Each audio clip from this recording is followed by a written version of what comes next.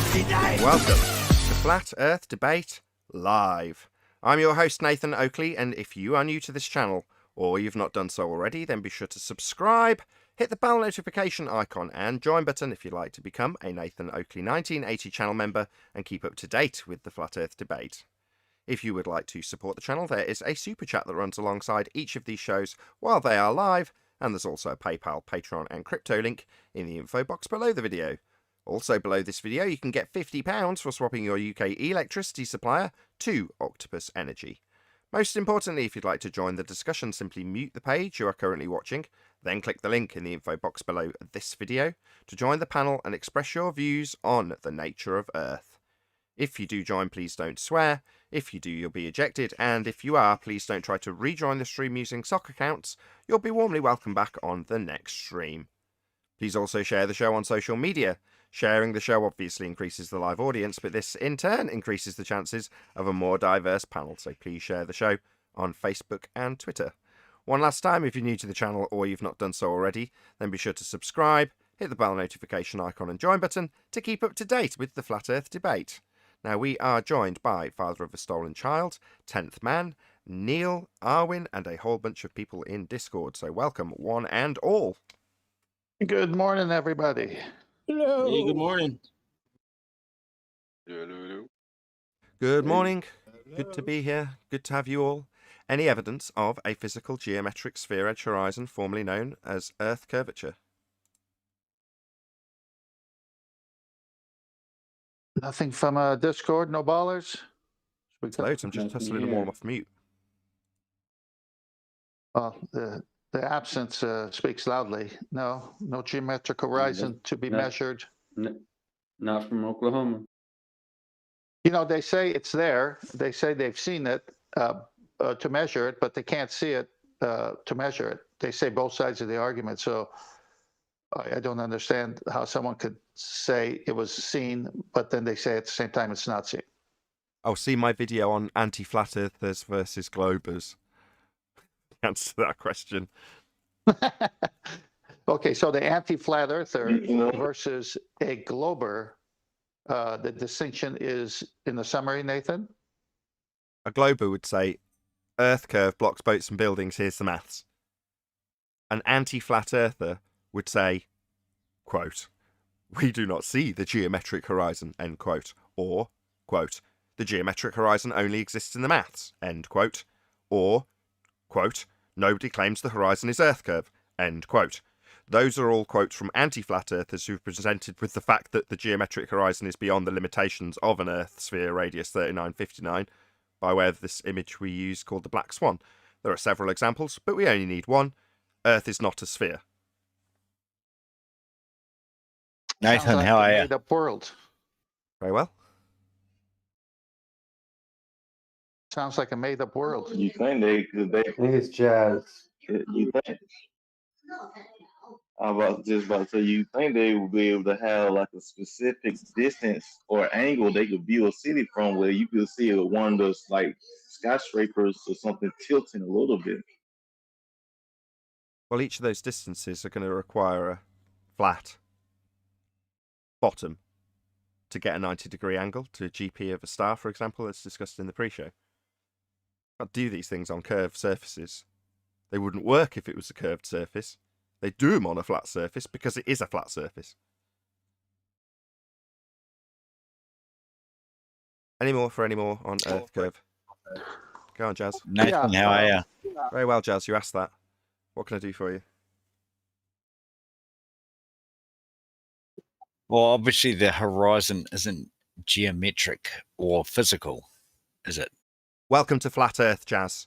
It's claimed to block boats and buildings in the geometric physical Earth curve mathematics.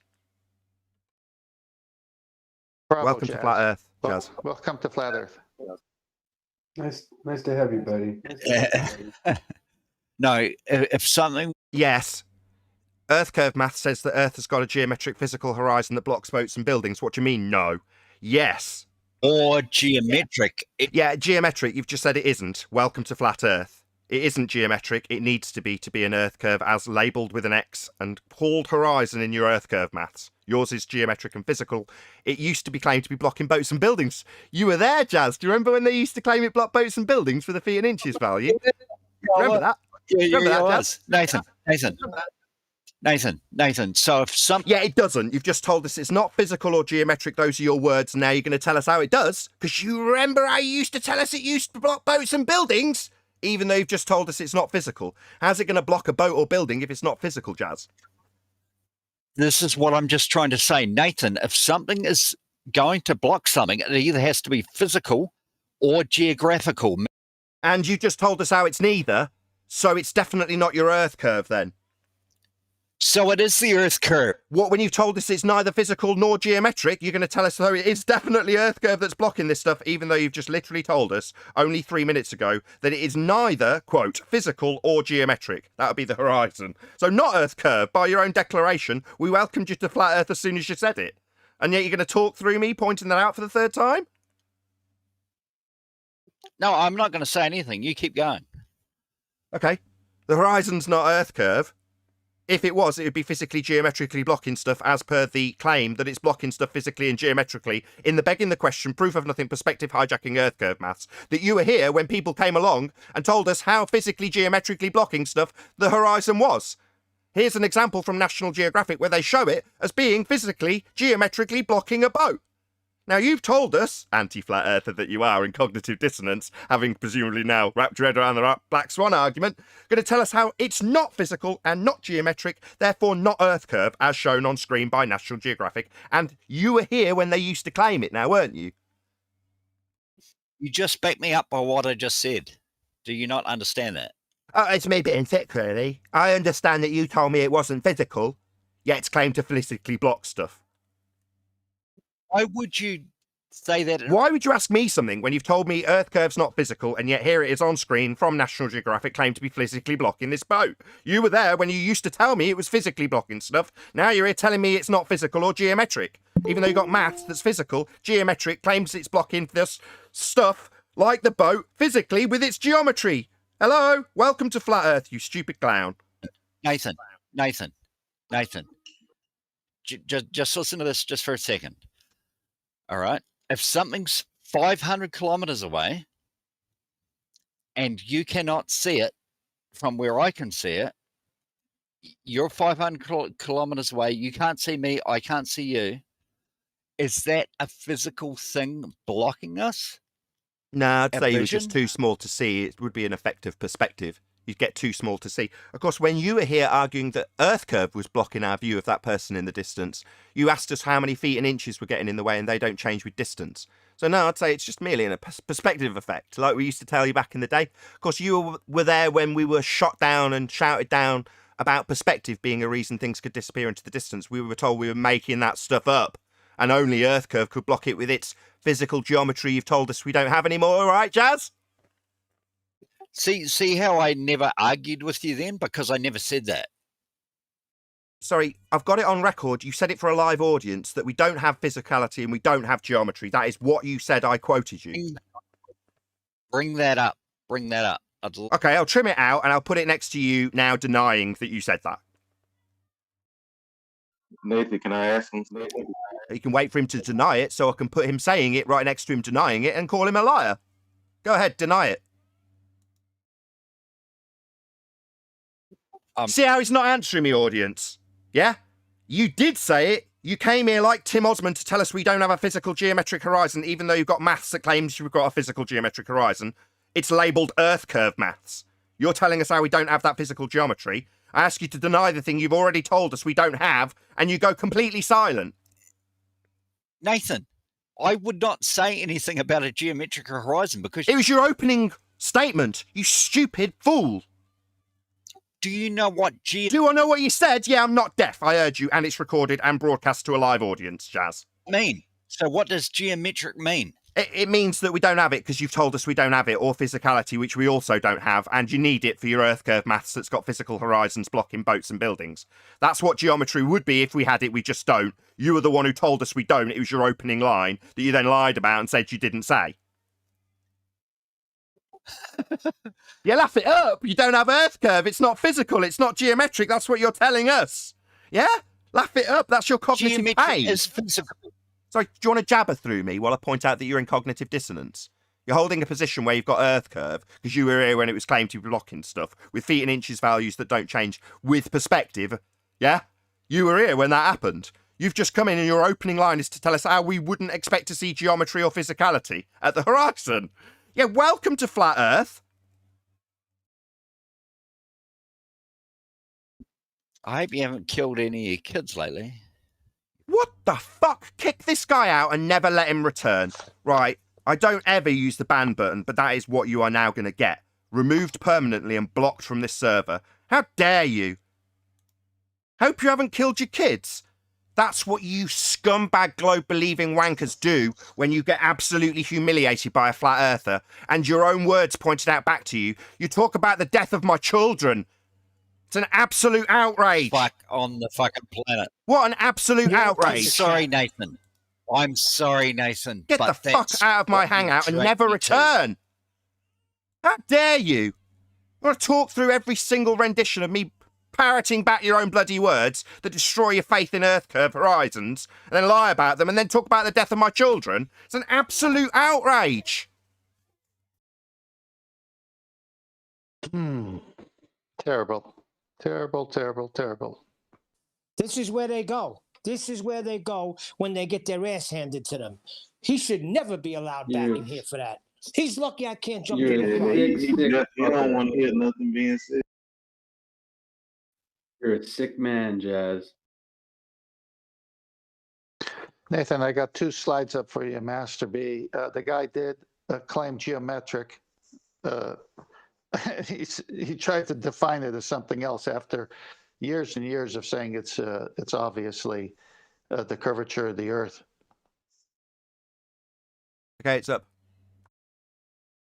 Well, obviously it's the black swan, and they gave the Earth a radius, and that radius is 3959. They made the Earth a circle, so to speak, or a sphere, and the radius of 3959. Not flat earthers. We don't have a radius. All right, so don't bring your claims and say there are claims.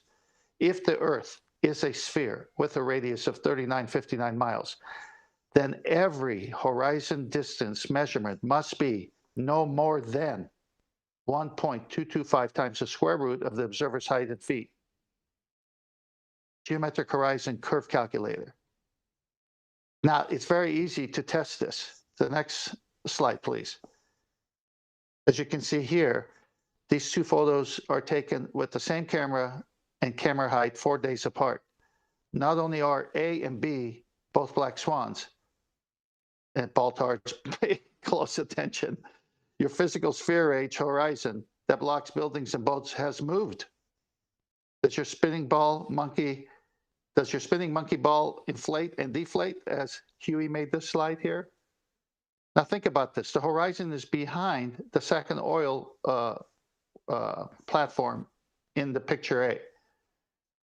And look at picture B. This is just 4 days apart. It's all perspective. Perfect. Any more on Earth curve?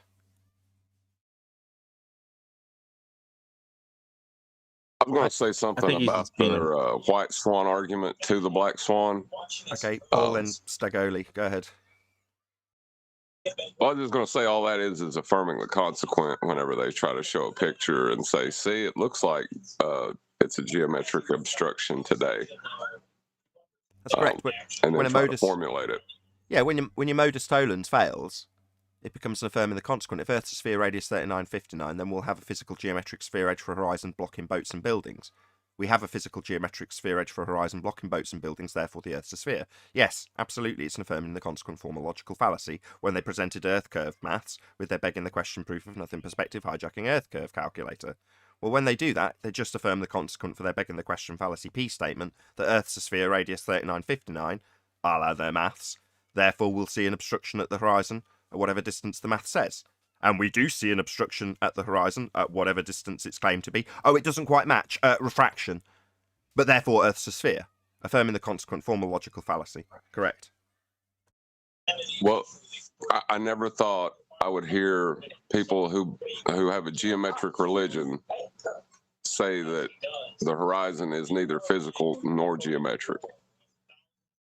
But they're correct. That's a statement of fact.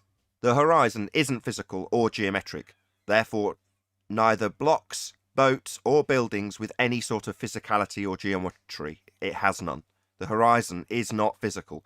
We only have one horizon, and the horizon, in the begging the question proof of nothing perspective hijacking Earth curve calculator, is physical and geometric.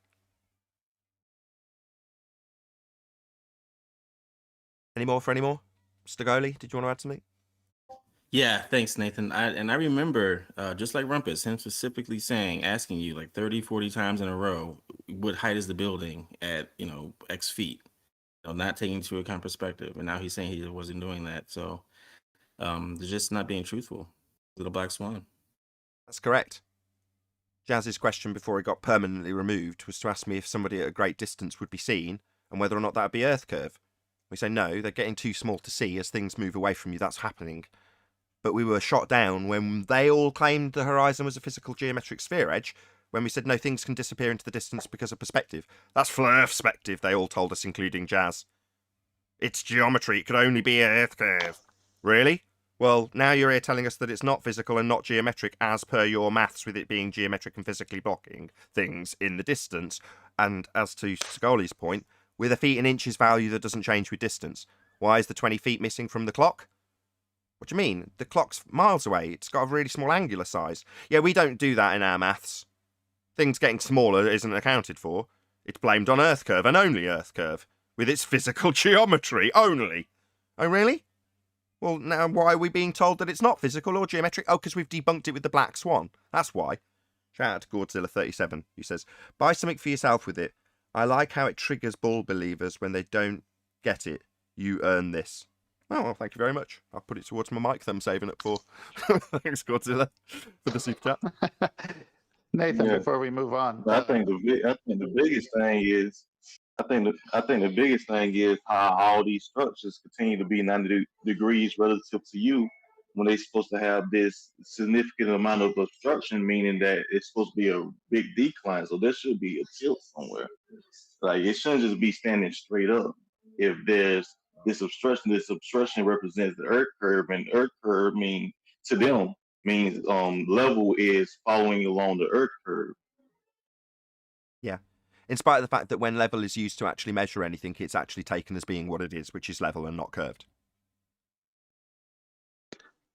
Nathan, Merriam-Webster defines geometry, a branch of mathematics that deals with the measurement properties and relationships of points, lines, angles, surfaces, and solids. What's that I hear? It's not physical. Oh, right. Yeah. Strange how we were told it was Earth curve blocking this stuff in the distance. Not anymore, though, eh? Yeah, we know. It's not. It's flat. Perspective is real. Let's move on. Any evidence of axial rotation of the Earth-based variety? No, but it's good to know that they are catching up. A little behind, but they're catching up. Yeah, in a way, it was nice to have Jazz here telling me that the Earth curve's not physical or geometric when he sat around for hours and hours telling us how it's physical and geometric and blocking the Isle of Man. Yep, they used to tell us how much of a building was missing. I remember. Can they demonstrate a non? Oh, sorry. No, go ahead. Go ahead. I was going to say, can they demonstrate a non-inertial reference frame without a radial value that can be measured? No, their claim of a non-inertial spinning reference frame for you to observe Coriolis from would come with a radian value, and we don't have a radius. Any evidence of the R value? Black Swan. Baby. See, it's all mathematical. They assumed they lived on a ball. They gave it a value, a radius of 3959. That is their Achilles heel, because now we can pin them to that. And as the Black Swan says, as I read earlier, the observer's height in feet, 1.225, the horizon could be no more than. They're stuck to that, except when they go there to find it, it's not there. Oh, okay, well, it's there mathematically, but we can never see it in reality. Well, then you don't live on the ball. So they made a mistake by giving it that radius, huh? Well, they just assumed Oh, it big and mistake. used begging the question fallacy throughout your childhood to get away with a begging the question fallacy when you come to defend it as an adult. So the defense from a normie or a glober is to say, we already know it's a sphere. It's like, well, that's a begging the question fallacy. And they go, I think you've made up begging the question. It's like, no, you've been indoctrinated to do it from birth. You already know you're on a sphere is a begging the question fallacy when you're trying to prove you're on a sphere. But you've already been indoctrinated to believe you're already in the know and you're educated for saying it. So therefore, when anybody comes and challenges it, you start from the standpoint that you already know. So an affirming the consequent that uses a begging the question fallacy, i.e. my maths, therefore earth curve, therefore my maths. Well, that's a begging the question affirming the consequent that you've got no idea you're even using. Half the public don't even know what a begging the question fallacy is, if they're a normie. If they're here and they're in a debating arena, the chances are they've looked it up at some point. Or not. Come in and tell me I've made it up, maybe. You know, Nathan, subliminally, they keep doing it. I was watching I subscribe to a comedy show feed on the YouTube, and this comedian came up, and he's on, small theater. Behind him is something that looks like a bookshelf, but a fairly big size one that's got probably 1, 2, 3, maybe 5 or 6 different shelves, but it's wide, okay? On each of these shelves, horizontally, bunch of different types of spheres of all, one that looks like it's really old, one that looks like it's new. There must have been over 25 spheres on these 5 different shelves behind this comedian. So as you're watching the comedian, your eyes, of course, are seeing the globe-shaped spheres behind them. And then if you watch any commercials, you see that got spheres everywhere in the commercials all the time. And so subliminally, they're still doing it, saying you live on this, you live on this. They keep showing it, they keep showing it. Universal Pictures has it at their beginning. All kinds of things, especially with today's, what do you call it, CGI. Amazing, except it's all in math. It's calculated. It's not real. This is sort of 6 years ago, or maybe 5 years ago. I can't remember how long it is since I came to this subject. Probably 6 years. That was the first sort of thing you start noticing. And as time progresses, you realise that while you're calling it subliminal, there's sort of an implication that someone has intentionally crafted it. So if you study subliminal messaging or subliminal advertising, it's a very, very carefully crafted mechanism to get you to buy something or get you to do something or get you to think in a certain way. And the implication is when you say, oh, well, here's a globe in The Simpsons, obviously it's been put there for subliminal reasons. Not necessarily. Because of what I stated earlier, which is to say that we've been indoctrinated from birth to accept the begging the question fallacy that we already know we're on a sphere when we haven't proved it to ourselves and the evidence shows to be contrary to that. When you've got that idea or notion already embedded from birth or from very early childhood, you'll automatically start including those things just because that's the way your world is and you want to relate to the nature of your world. That's just human nature. So in so doing, you're inadvertently putting in subliminal messages, but you're not even aware at a conscious level that you're doing it. You're just going along with the worldview that you believe in and putting a piece of imagery into whatever videography you're producing without consciously being aware that you're subtly brainwashing the world or keeping them brainwashed with this notion of a sphere-shaped Earth. That's just your world, and therefore you put it in because it looks pretty. Well, is that what we talked about last week about the consensus? What was the second part of that? Consensus view or whatever we said? Well, no amount of consensus reality changes actual reality in the respect that if everyone believes you're on a sphere and then you appreciate or prove it to yourself beyond a reasonable doubt that it isn't, it's flat and motionless, at that point the world hasn't folded or unfolded, depending on your viewpoint when you change. But that's just purely consensus view moulding your reality. So you believe that the sky is a vacuum and that the ground beneath you is curving away from you at a rate that you just can't tell. You just can't see. It's so imperceivably small from your vantage point that you'd never notice. So you're justifying the reasons why you can't see this, only to then reify it, not because you're intentionally brainwashing somebody or trying to cognitively manipulate them with subliminal messaging, but just because that's something that's part of your world. Nothing more, nothing less.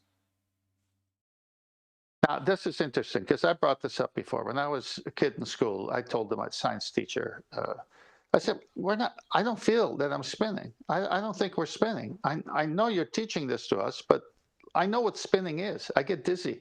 You know, we have roller coasters where I live. I know what spinning is. And he'd say, that's the guy who said about that, evolution, everything else. Look, I don't even believe it. I just got to teach it. So that set me off at that point, realizing that even the teacher has to teach something that he or she may not necessarily adopt themselves.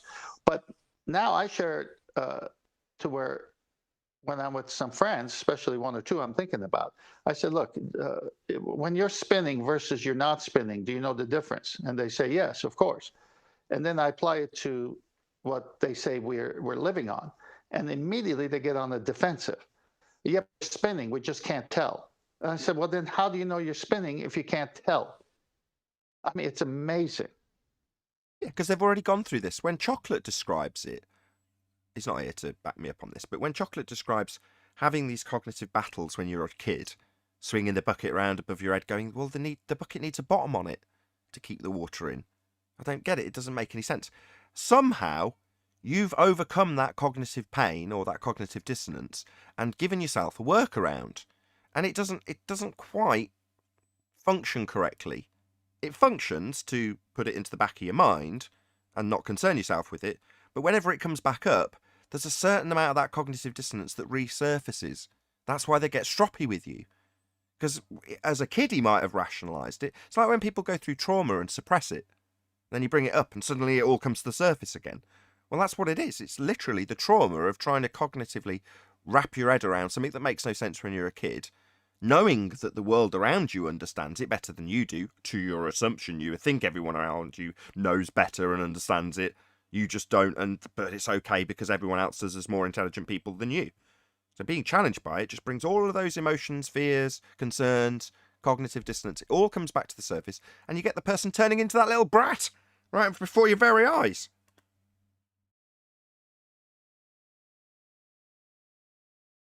Any evidence of the distance to the sun? Go on, Ryan. Oh, I'm sorry about that. I was just going to say, I was replying. Can't hear you. Miles away from your mic or something. I can't hear you. You're muttering or something. You're too far from your mic. Try again. Go. You can do it. How's that? No distance to the sun. 10. Go ahead, Ryan. Sorry, no. I was just bringing up how much I enjoy when Chocolate brings up those old stories of when he was a kid, because it triggers my mind, because I was thinking the same shit. Yeah, same here. But I did put it to the back of my mind. I was very much into the globe, where Chocolate wasn't, I don't think. He had the questions about it, but kind of put the questions to the back of his mind. I did the same, but went on to think it's fascinating. Space is interesting. I like it. I like Red Dwarf. I like Star Wars. And I liked NASA. I was subscribed and watched all their shit. Excuse my language. Yeah, but the bucket, spinning a bucket of water over your head like I was taught in school, that's not even because of Earth's spin. Isn't that inertia or something? That's something I did. I don't know about Chocolate. I can't speak for him. But after being told or given the explanation for how the water sticks to Earth, I went home in my back garden, filled up a bucket of water and started spinning it around in a kind of manner that I was suggested it worked. And what went through my mind was, it's got a bottom on the bucket. It's not flying off because there's something at the end stopping it going out in that direction. And I was a very young kid. Yeah, I remember. Yeah. I remember but I was kids giving the actually same saying example. it to the teacher. You remember somebody saying it to the teacher, Ryan? Yeah, saying, but there's a bottom on the bucket, teacher. I remember specifically multiple kids bringing that up. And I mean, no doubt the teacher said, look, don't worry about it. It's just the way of explaining it simply so you can understand it. It doesn't mean it actually works like that. And you go, oh. And that's where the seed is planted for the cognitive pain that you experience and have come to the surface when someone like us brings it up. You become that 8-year-old. That's exactly what she would say. I used to be able to explain it. Okay. Go ahead. Okay. Go on, John. If you measure curvature, then you have to live on a sphere. If you live on a sphere, you're bound to that sphere in some way. Obviously, it's an inertial vector, just like the bucket. Yeah, you'd feel it. What do you mean by inertial vector, like the bucket? Watch Eric DeBay's most recent video when he talks about going in a circle and being constantly accelerating. Shout out to Eric DeBay. This is a first for me, right? I don't normally shout out Eric DeBay because typically I find some flaw with this video that I take issue with. In this instance, I can't, off the top of my head, think of any issue I take with Eric DeBay's most recent video about exactly that. So go and check it out. I'm going to recommend it. Go and watch Eric DeBay's most recent video about constant acceleration while you're moving in a circular fashion, as described in the heliocentric system. He expands it out into being on a racetrack that you're traveling around in a circle, like an oval or whatever. But the racetrack moving around the stadium, spinning around, a bit like a waltzer, and then the entire stadium being on a concrete platform that's spinning around. You know, he describes it really well. So go and check out Eric DeBay's video. The most recent one is very, very good. Back to John, if I may. John, you there? Yeah, go ahead. Okay, all right. So pretend you're a baller again. So is the shape of a bucket different than the shape of a ball? Yes. That wasn't a yes or no question. Use the bucket example. That wasn't a yes or no question, John. Come on. Okay. The reason that the water stays in the bucket is because it's inertia.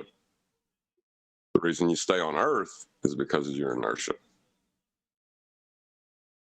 Can you demonstrate swinging the ball with water on it and the water staying on the ball? Or are you limited to a bucket with sides and bottoms? Well, you have to have an inertial direction of some mass. Well, if you can do it with a bucket, which has some mass, why can't you do it with the ball-shaped sphere with water on it and spin it so the water can stay on it to prove your point? Centrifugal force. Because of the sphere below it will attract it to, or will be rising up. And that water's inertia. What? Rising up? What about the people on the bottom? Well, it only appears to be rising up. I know it's actually rising up. It only appears that things are attracted to it. Oh, well, if it only appears convoluted. If it only appears to be attracted to it, it's not actually being attracted to it. Therefore, it doesn't explain this. Then, does it? Hold on a second. That lake,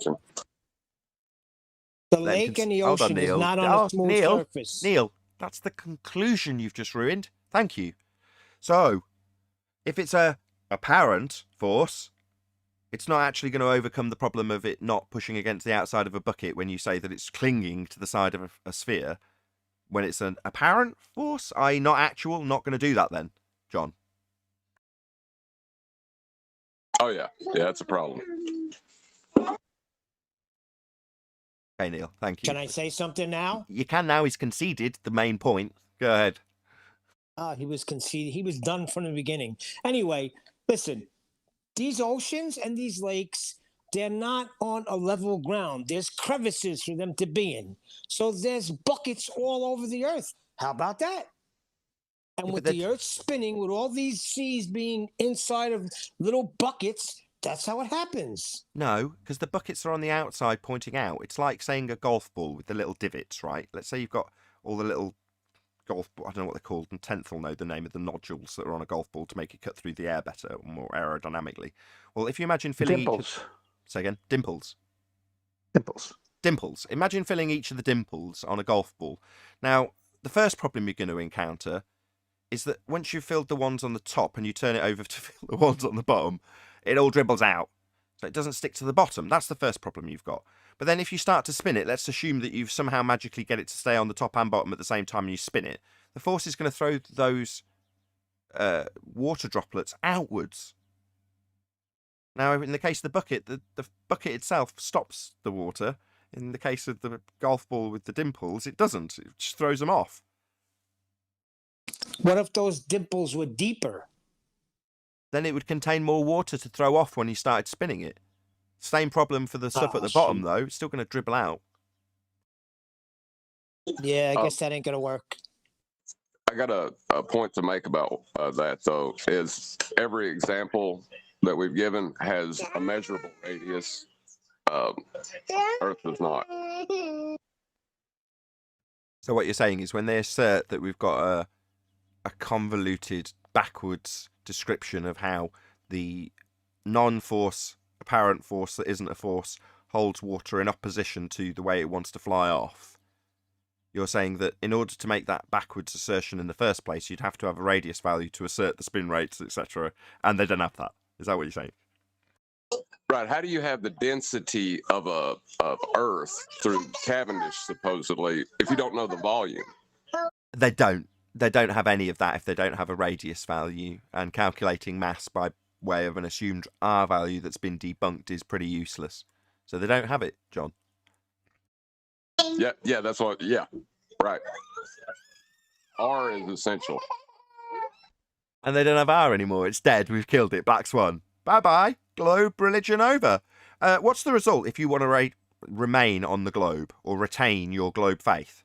Well, you'll come here, having formally told us how much Earth curve physically blocks boats and buildings with a feet and inches value, to tell us that it's not physical or geometric. That's what happens when you understand the Black Swan argument but want to retain a globe faith. You'll then relinquish all notions of globe edge horizons blocking boats and buildings with feet and inches value in favour of telling us that we don't see geometry and that the horizon's not physical. That's what you'll do. And we'll welcome you to Flat Earth. And also Einstein's equations for a universe with one mass in it, they lost that mass as well because that's claimed to be Earth or whatever object you're pointing at. But that's where they claim to validate that. So they lost their M1 value and the M2 value in Newtonian. They've lost their Newtonian M1 and M2 in terms of the single mass when it's asserted through the field equations of Einstein. When they're asserting it with the mass of Earth, they'd need a radius value to derive it in the first instance, and they don't have that either. To do their pseudo-geometry, that would be geometry in a pseudo-four space environment we don't inhabit. Yeah, they don't have an R value for that either. It's crumbling all around them, John. And at first, we were like, what else can we link the R value to? And over time, it's becoming more and more rapid, right? The floodgates have opened, the dams have been destroyed, the levees have broken, and all the water's gushing out quicker and quicker as we highlight every last detail that fails on its arse because they've lost the R value. Earth's not a sphere, Beg people. the question. Go ahead. I was going to say, if you're going to beg the question, you better be right. Yeah, if you're going to say we already know we're on a sphere, then your automatic assumption that you're on a sphere better match with being on a sphere. And when it doesn't, and it not matching destroys the measurement of an R value, then you've got big problems. You being a sphere-believing fundy muppet that's going to have a lot of cognitive pain as a result. Problems don't actually arise in physical reality as a result of your cognitive dissonance and pain and realization that the sphere is no more. There's no actual problems beyond your mental problems, and they're self-induced. They're your problem. Talking to you, fundy globe believers, by the way, just so that's clear. Any evidence of the distance of the sun? That's where we started this. I know we were on R value, weren't we? Any evidence of a self-perpetuating molten iron core at the centre of a presupposed, that's R value, spherical Earth? No, like you said, once the Black Swan came out, and of course this one we dealt with prior to that, but lots of tragedies along the way for the mathematical calculable world of theirs that only exists in the math. So no. So no axial rotation. Why? Can't get a radius value. Yeah? No gravitational accretion. Why? Well, because you can't get a radius value. No molten iron core at the centre of a presupposed spherical Earth with an R value, because you haven't got an R value. No geometric horizon to block boats and buildings, because you haven't got an R value. To refract it into a non-geographic position to get around this Black Swan. That's the only rebuttal. Oh, it's not geometric on a horizon that's physically blocking stuff anymore. It's refracted into a non-geometric position with a refraction based on the R value we'd need it to be physical to get. So they don't have a horizon, they don't have axial rotation, they don't have a centre of an Earth with a molten iron core, they don't have any gravity assertions. It's all dying quickly. Your globe faith is crumbling around you, fundies. Better get used to it, because it's going to get worse. Well, they still only got one thing, at least. They got abstract math and calculations. And pictures from Narnia.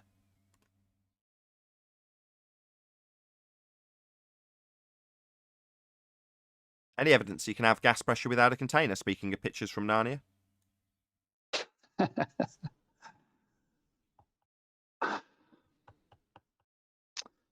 One of the best questions ever asked.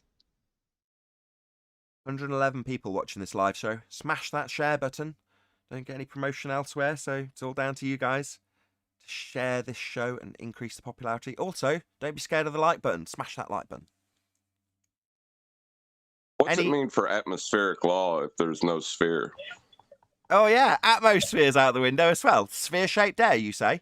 Oh, what's the sphere? Oh, it's the sphere based on a radius value of an Earth that you've had debunked.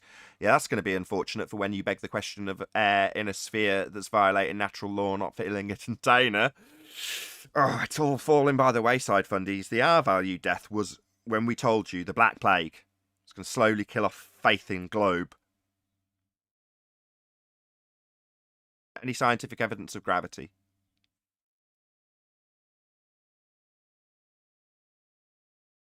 No, R killed that too. No mathematical evidence either. It's the only thing they had. It's the only thing they had as something that could keep everything together for them. But once they lost the R, that also went out too, because they can't even describe it, and they changed it, what, 106 years ago?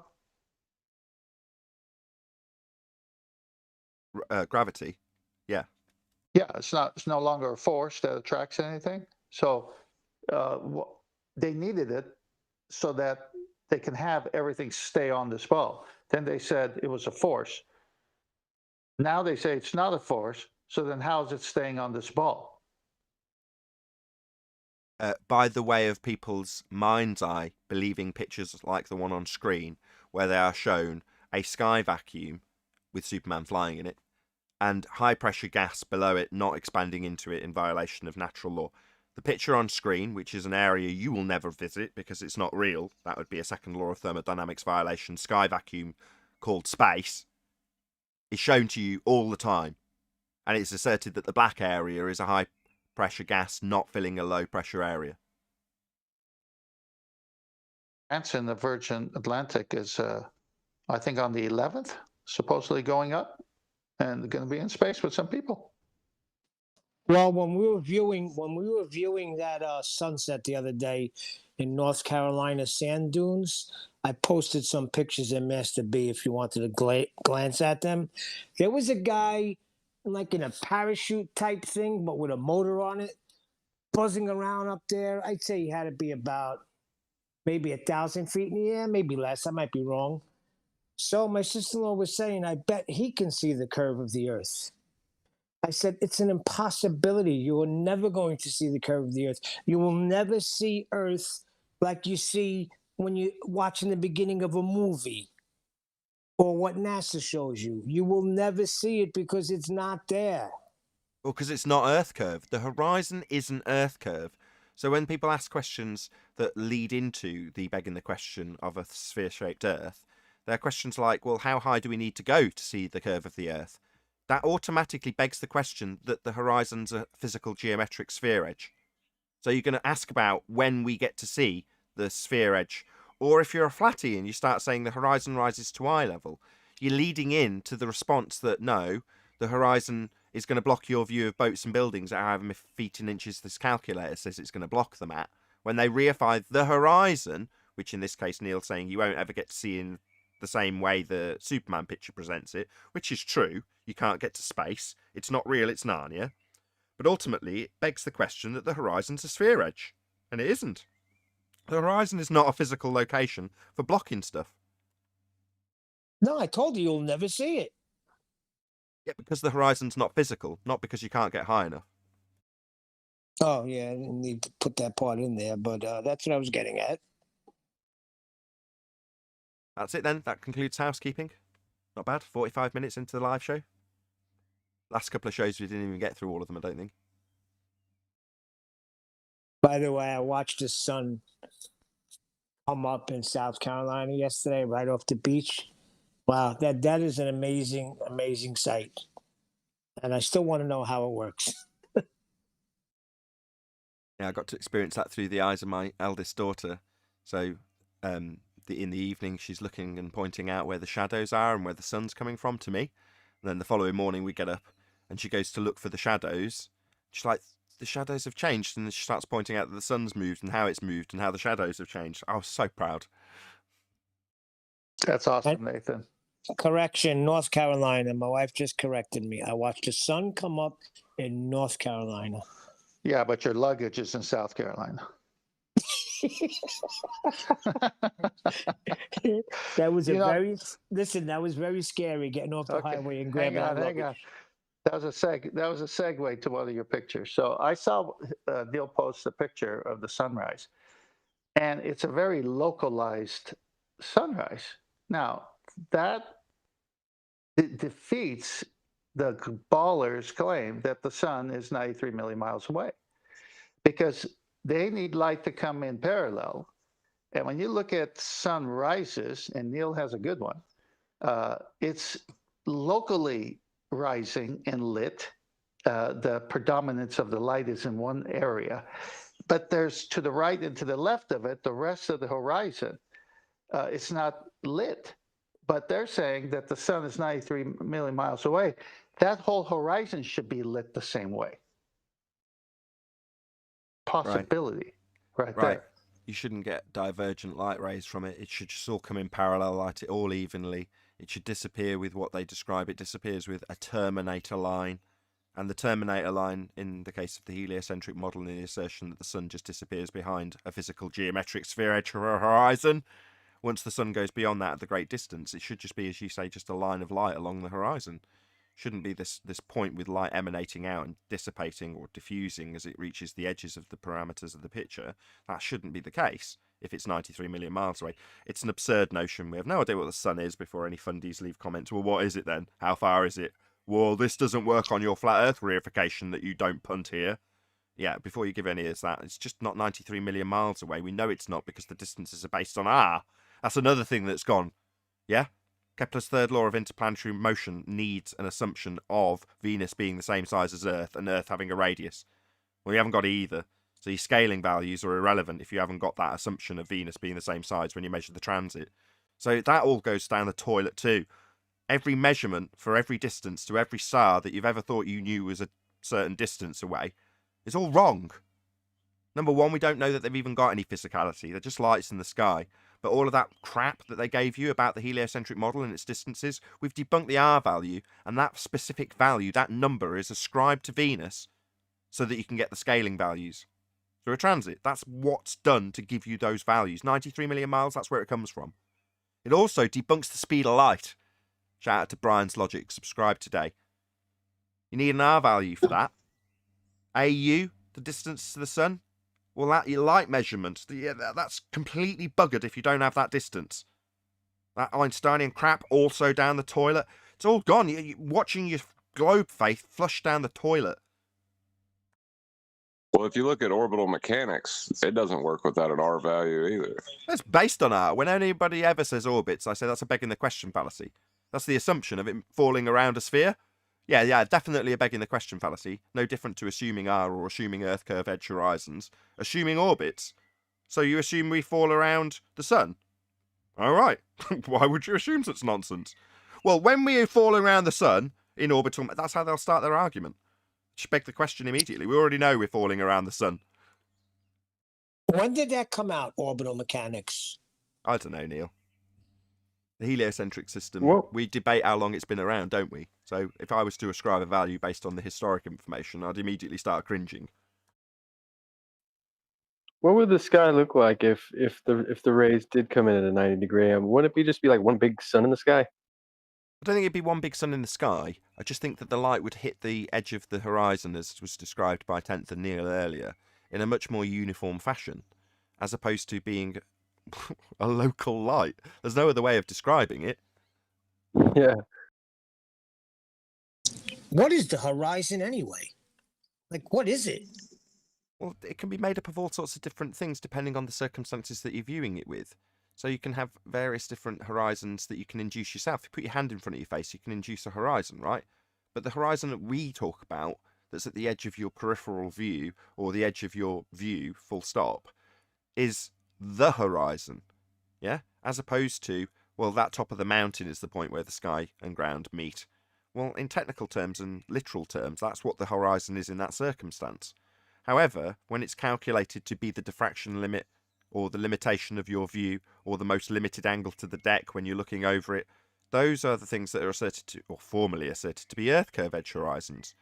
Now, that's all gone down the toilet too since we actually debated about it, as is being pointed out by several people at the moment. Hold on a second. Where you point out this line that intersects the sea and the Isle of Man, that's not the horizon. Why would you say such a thing? That's not the edge of the land and sea. That's not the point where the edge of the land is showing the edge of the sky behind it. That is not what we see. So therefore, where they assert the horizon used to be, at what we would call the diffraction limit or a limitation due to atmospheric, as they call it, conditions, isn't a horizon at all. It's not where the land meets the sky or the sea meets the sky if there's an island sat on top of it. So they've just utilised what we would call the diffraction limit in perfect circumstances, obviously notwithstanding weather. That's what they've called Earth curve.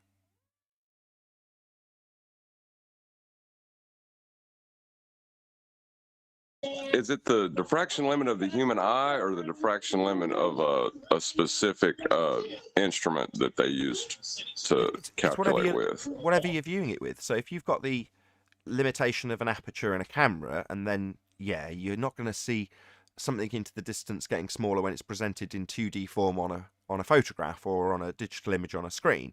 That's not going to give you any depth of field whatsoever, other than what's been taken by the aperture and limitations of that lens, the camera's lens. So it's down to whatever's taking the picture, or in the case of you could be looking through a telescope, then you'd have to factor both in. You've got two lenses, right? Well, you can calculate all of that with the Rayleigh criterion in terms of where the vanishing point will be. Now, that vanishing point isn't taught to you in any physics class, it's taught to you in art class. So when you see a picture like the one on screen, you instinctively know that things are getting smaller and smaller and smaller into the distance. Transpose that into what they ask you in Earth curve maths, and they'll ask you why a certain feet and inches value has gone from the bottom. And they take no account for the fact that things have got smaller and smaller into the distance until they vanish. Well, why do they vanish? Well, let's ignore the perspective that we're seeing on screen and assert that at the end of this road, Earth curve's getting in the way of anything beyond it. And I'll ask you how a 2-foot wall that's missing a foot of it beyond these trees, there's a little 2-foot wall along the edge of the road, why can't you see the bottom foot of it? And I go, well, because it's too small.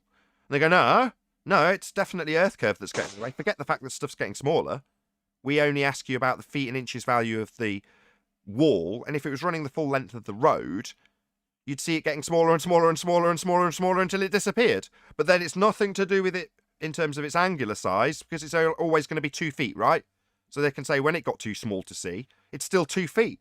So when there's a foot missing, it's like, yeah, but a foot close to you in the foreground's massive. It could take up half the frame. If it was in front of the lens, it could block the entire picture. But when it's in the distance, it's teeny tiny and can disappear. But they just call that Earth curve.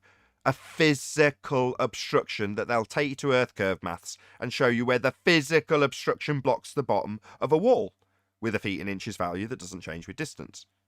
Well, that's a physical obstruction. And what was that Jazz said at the beginning of the live show? It's not physical. It's not geometry. yeah, welcome to Flat Earth. We know. Hey, Nathan, I got 3 slides for you, Master B. Okie doke, they're up. Go to the last one with the sun and the earth with the rays coming in parallel. Do you see that? Yep. Okay, we'll start with that. All right, so this is the way they say it is, and this is the way they need it to be. But this is not the way it actually is, because when you're navigating with a sextant, the nautical almanac's already preset center of the earth, center of the sun. But when you're doing the sextant reading, you're getting the lower limb or the upper limb of the sun, not the semi-diameter, because you can't look into the sun directly. And so they got mathematics in there that eventually tell the navigator that what you actually measured after you go through the calculations is the center of the sun to the center of the earth. And that's what they need. So I'm going to prove the fastest way to kill the globe is the sunlight. So they need the sunlight to come in parallel because it doesn't work unless it does. Second picture. What does the title say there? Does light come in at funny angles or parallel lines? What do you see here, folks? Is that parallel? Every picture, and there's thousands of them. I've posted hundreds here before. It's all divergent. So when you're on the surface of the Earth, you're getting these kinds of rays. This is the light you see. It's divergent. It's not parallel. Now, there's a problem with that. Go to the last picture. This is a great image from an old video. Those three lines coming in from the sun are parallel. One, they needed to hit the center of the Earth, the radius, celestial horizon. You see the angle formed there. They need that corresponding angle at the surface. So that surface would be the guy with a sextant on the boat. They also need that same corresponding angle for an airplane using a bubble sextant, where there's a level on it to where that's how they get the bubble. If the sun does not come in parallel as depicted here, those three yellow lines, it's over for them because you can't have the corresponding angle from the surface or the airplane to match the radius, the center of the Earth. We saw how the sunlight comes in. It's divergent. Just the sunlight destroys the globe model. Bye-bye globe, year of the sextant, 2021. You can hear that presentation in a bit more detail when it's up against a fundy.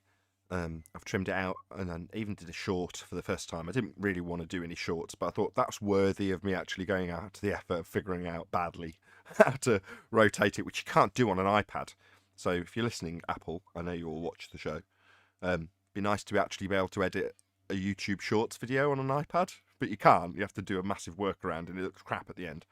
Anyway, even though it did look pretty rubbish at the end, I managed to cobble together a shorts called The Sextant Proves Earth is Flat. And each of these angles that you're measuring along circles of equal altitude and gathering up the angle to whatever you're measuring, if these were lines to three different stars instead of one sun in the example, well, all three of these, can't really count the top, it's not overland, both of these would have a circle of equal altitude, and it would necessitate that by the fact that they're measuring it with a straight, level plane to get the angle in the first place. And then the distance to the GP, the position, the geographical position of the star, i.e. where it's over the land, could be thousands of miles away. And each circle that you draw out, so long as you've got a sextant to actually measure the zero line towards the horizon on a flat surface to that star and to others, you can get a fix on a circle of equal altitude that's intersecting two others on an area that could be tens of thousands of miles, all flat. And it would only work doing it that way. You can't acquire this angle if the surface is curved. It doesn't give you one, it can't be done. Certainly wouldn't infer that a star that's geographical position is 1,000 miles away over there has got a level surface between you and it. It must, or it wouldn't work. So it can only be flat, and it's a much more concise description of how and why on that particular short, and the other two videos both titled the same sort of thing, which is The Sextant Proves Earth is Flat, or Flat Earth Proof the Sextant. There's a 10-minute or 15-minute video, there's a 3-minute video, and there's a 60-second video. That's how much effort I've put into that particular clip. But 10th Man has spent the last 18 months slowly on each pre-show going through what he researched over the last couple of nights and saying, this is what I've figured out with the sextant. This is how a sextant works. This is what they're doing. This is how they describe it. Here's my citations. Here's my diagrams. And he's gone through it for a significant period of time, culminating in a fundy joining the show and saying, I kid you not, sextant can only work on a globe. Now, you throw these sorts of baseless assertions out when you haven't got someone like 10th Man on your panel who goes, oh, I'm afraid not, my friend. Actually, a very stone-cold flat earth proof you're talking about, and I'll tell you how. Yeah, that was a precious scenario where it wasn't a pre-show with a bit of study being revealed to us by 10th. It was a high pressure, got a fundy telling us this flat line is curved. Actually, this flat line isn't going to give you an angle. It's actually only capable of taking place on a curved surface and can't be done on a flat earth, was his claim from memory. It's like, no, quite the contrary. Can only be done on a flat surface, wouldn't work if it was curved. completely the contrary of what he was asserting. But without 10th man's research, I possibly wouldn't have caught that. I'd have probably got him to concede the fallacy used to assert it was a sphere, but I wouldn't have caught that, no, I don't know how it works. I don't, until 10th man told me. Anyway, check it out. Hey, Brian.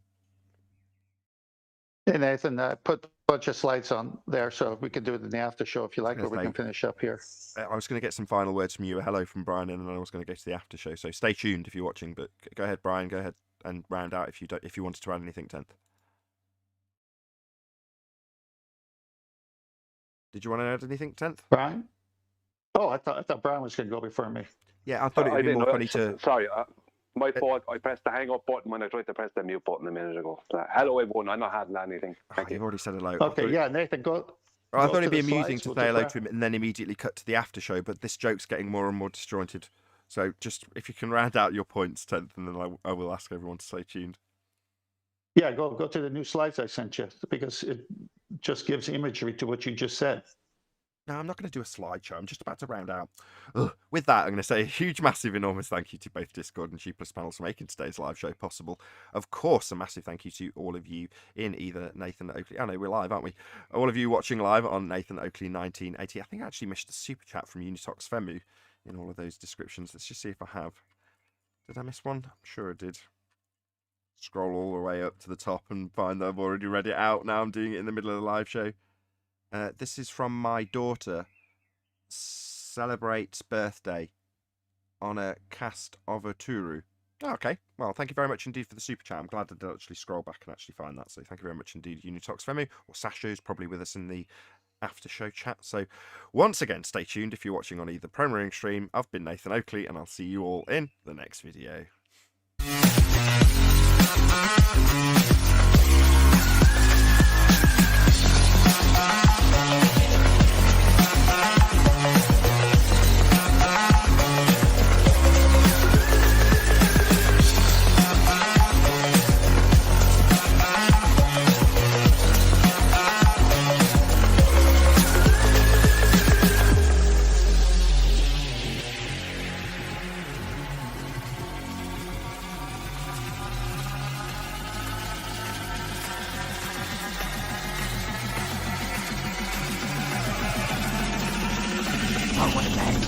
What a lovely day!